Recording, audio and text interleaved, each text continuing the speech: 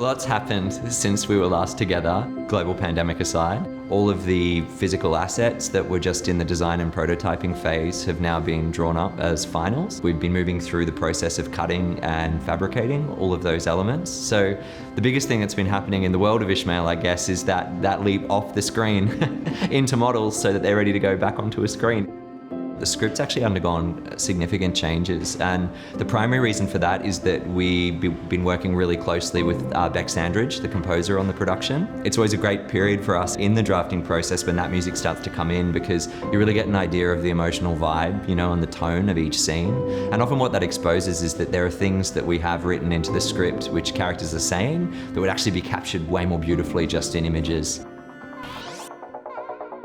My process for creating the music for this show initially was to read the script and to just become a sponge and absorb as much stuff as I can. I created a bunch of playlists on Spotify. I'm a huge playlist fan. Just getting the right palette for the show was really important. I feel like a lot of the things that work for the world are things that are a bit gross and are a bit on the nose or metallic, and it kind of lent itself for raucous play on some synths or guitars. Just became a big kid and played, essentially. Just had fun with it.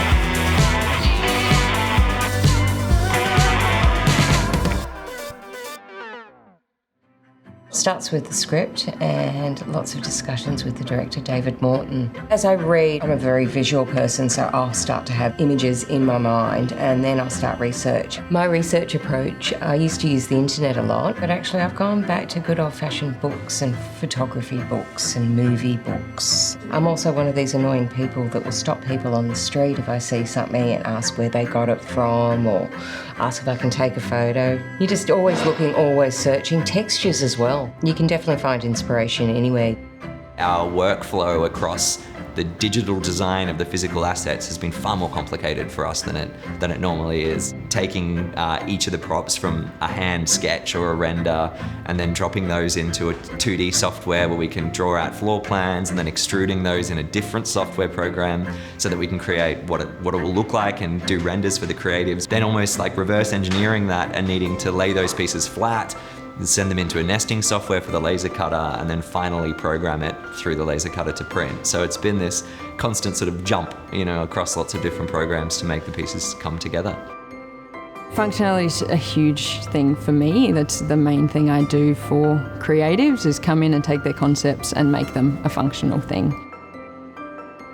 With the way all this stuff is designed, there's so much thought and creativity in it that it fits together dry, and then we really only add the glue so that it lasts the length of the season. The laser cutter has been an absolute game changer for us. Before this, we would have had to outsource stuff. So if we had a drawing file, we'd send it off and it would take up to 3 or 4 days to get back. So the flexibility now we have to go, I want to add this, is just we cut anything we like and draw it on the spot. It's such a cool tool.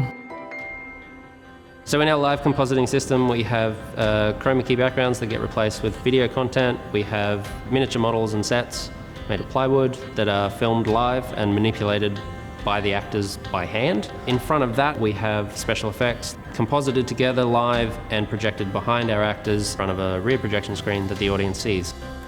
We're using 2 cameras with 2 redundant backups, 2 autonomous camera robots, 4 media servers controlled by 2 other computers, a projector that didn't exist in Australia until about a week ago, and a lens that's pre-production and in testing by us. I'm super grateful to get to work on elements like this that aren't your everyday prop. They're not go out and buy something. Everything we do is custom built. It's so fun to see it come from flat pieces everywhere. The detail's gorgeous. I mean, what a world that's been created. When you're able to create things of another world, another place, you know, it's really inspiring. I think the way the stress levels, yes, always go up, but also I think the excitement and the joy and the fun also goes up. So everything heightens in a way that I think, yeah, still keeps it as a joyful process. So I'm excited and cautiously optimistic. I feel like one of the coolest things about bringing this story to life is, one, it's a really fun production. and who doesn't want to write about a near future space apocalyptic world? But I think seeing all of the elements married together is just really exciting. It's just been such a dream of a project to work on.